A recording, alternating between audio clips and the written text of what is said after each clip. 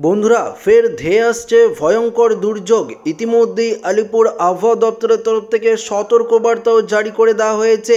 উপকূলের জেলাগুলিতে high alert জারি করেছে আবহাওয়া দপ্তর। বঙ্গোপসাগরে তৈরি হওয়া ঘূর্ণাবর্তটি ভয়ঙ্কর রূপ নিয়ে ক্রমশ পশ্চিমবঙ্গ উপকূলের দিকে এগিয়ে আসছে। তো বন্ধুরা, এই ঘূর্ণাবর্তের কারণে কোন কোন জেলাগুলিতে বজ্র বিদ্যুৎ সহ ভারী বৃষ্টির পূর্বাভাস রয়েছে, কোথায় কোথায় সবথেকে বেশি বৃষ্টিপাত চলবে, এই নিয়ে আবহাওয়া দপ্তর কি জানিয়েছে একদম লাইভ আপডেটে আপনাদের সামনে তুলে ধরবো। তো ভিডিওটি আপনার জন্য খুবই গুরুত্বপূর্ণ হতে চলেছে।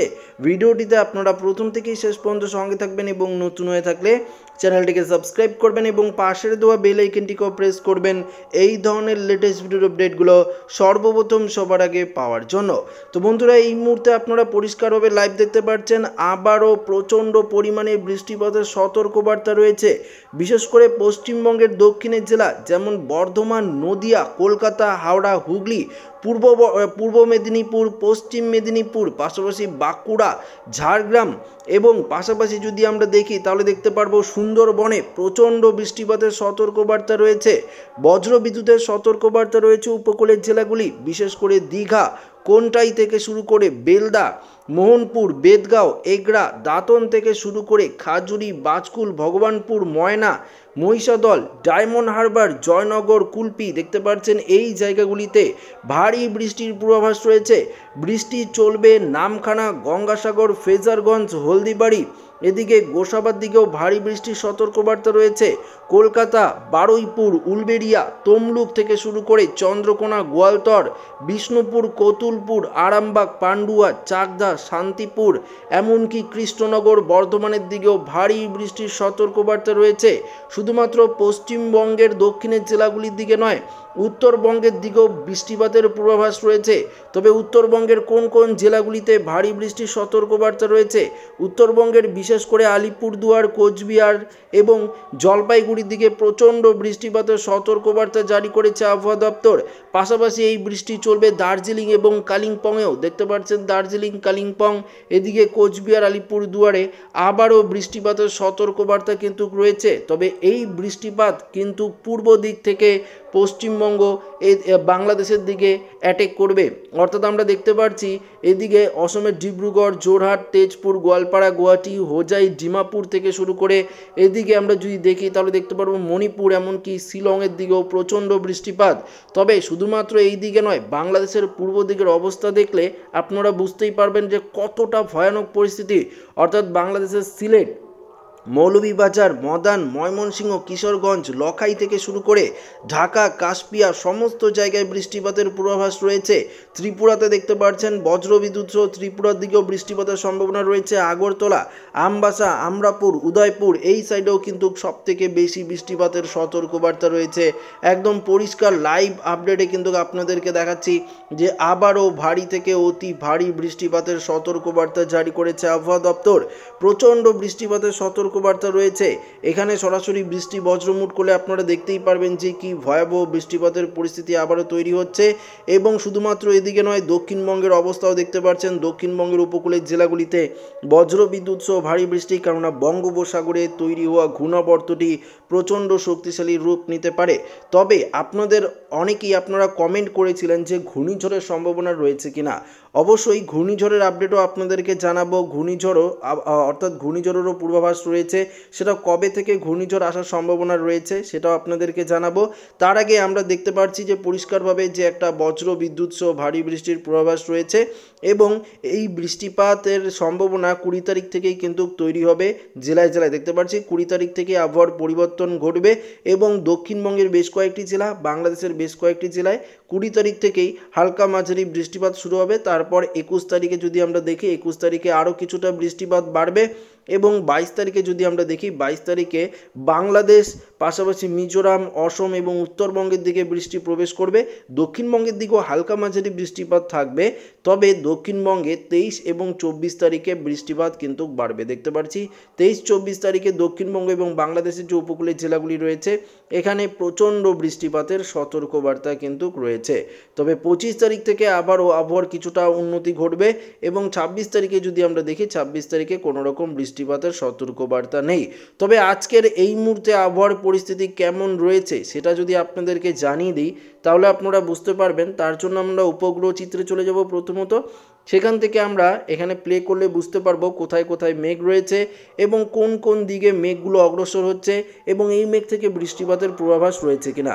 তো এই মুহূর্তে আমরা প্লে করে দেখতে পাচ্ছি যে কোনো রকম মেঘ কিন্তু অর্থাৎ পশ্চিমবঙ্গ, বাংলাদেশ, ত্রিপুরা, অসম কোথাও কোনো রকম মেঘ কিন্তু নেই। তবে অসমের দিকে কিছুটা মেঘ রয়েছে।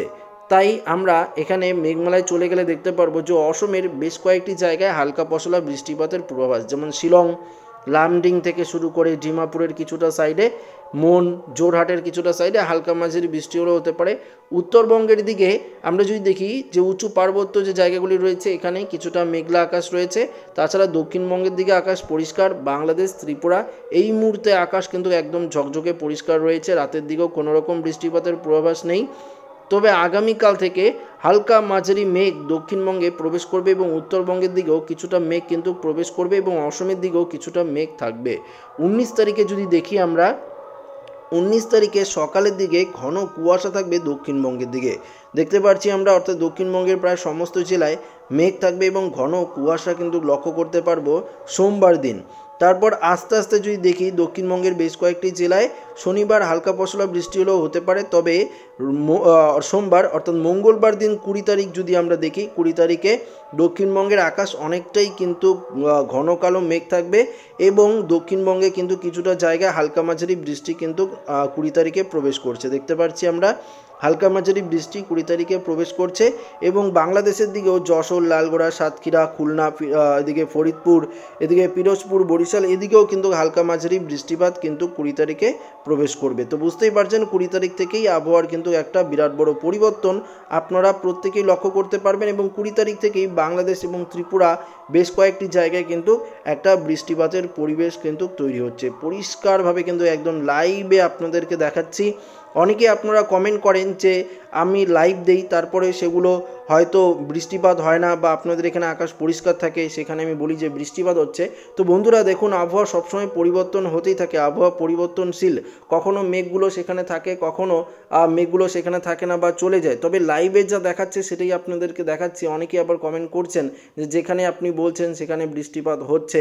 তো বন্ধুরা এটাই, আবহাওয়ার পরিবর্তনশীল হয়, যখন তখন পরিবর্তন ঘটতেই পারে। তাই লাইভে যেটা দেখাই সেটাই আপনাদের সামনে আমরা পরিষ্কারভাবে লাইভ আপডেটের মাধ্যমে উইন্ডি অ্যাপের মাধ্যমে কিন্তু আমরা তুলে ধরি। তো আসুন তাপমাত্রায় চলে যাব এবং দেখানোর চেষ্টা করব এই মুহূর্তে কত ডিগ্রি সেলসিয়াস তাপমাত্রা রয়েছে, কোথায় কত ডিগ্রি সেলসিয়াস তাপমাত্রা থাকতে পারে এবং আগামী কয়েকদিন কেমন তাপমাত্রা থাকবে। কলকাতার দিকে যদি দেখি এই মুহূর্তে 28 থেকে 29 ডিগ্রি সেলসিয়াস, হাওড়া, হুগলি এদিকেও 27-28 ডিগ্রি রয়েছে। এদিকে পূর্ব মেদিনীপুরের দিকে প্রায় 30 ডিগ্রি সেলসিয়াস তাপমাত্রা রয়েছে। এদিকে সুন্দরবনের দিকেও 29 থেকে 30 ডিগ্রি সেলসিয়াসের মধ্যে তাপমাত্রা রয়েছে।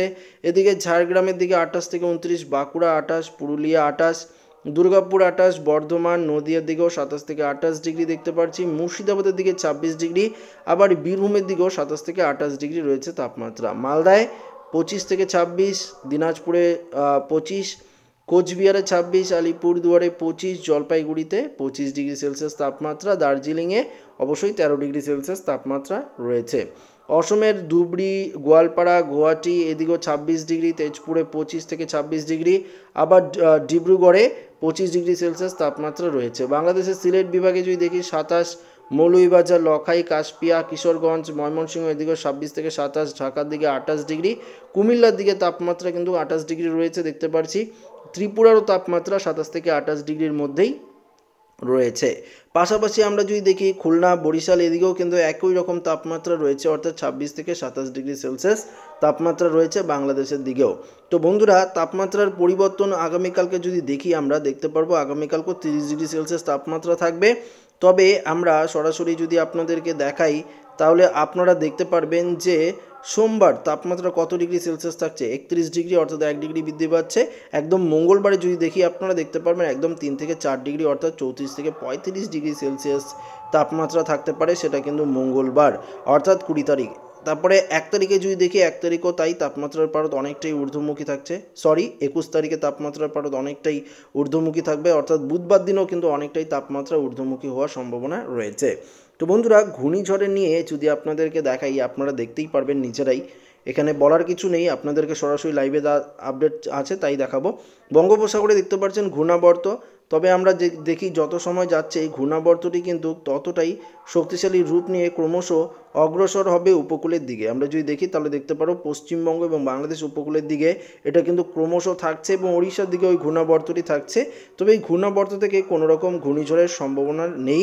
তবে ইতিমধ্যেই যদি আমরা দেখি তাহলে দেখতে পারবো যে একটি ঘূর্ণিঝড়ের সম্ভাবনা রয়েছে, সেটি কিন্তু বঙ্গোপসাগর থেকে দক্ষিণ দিকে রয়েছে। এর হাওয়ার গতিবেগ যদি আপনারা দেখেন তাহলে দেখতে পারবেন যে ঘন্টায় প্রায় 230 থেকে 40 কিলোমিটার গতিবেগ নিয়ে এটা কিন্তু ঘনীভূত হচ্ছে। তবে এই ঘূর্ণিঝড় পশ্চিমবঙ্গ, বাংলাদেশ থেকে শুরু করে ভারতের কোনো জায়গায় আছড়ে পড়ার কোনো রকমভাবেই সম্ভাবনা কিন্তু নেই। তো পরিষ্কারভাবে একদম লাইভে আপনাদেরকে যা দেখানো সেটাই কিন্তু আমরা দেখিয়ে দিলাম।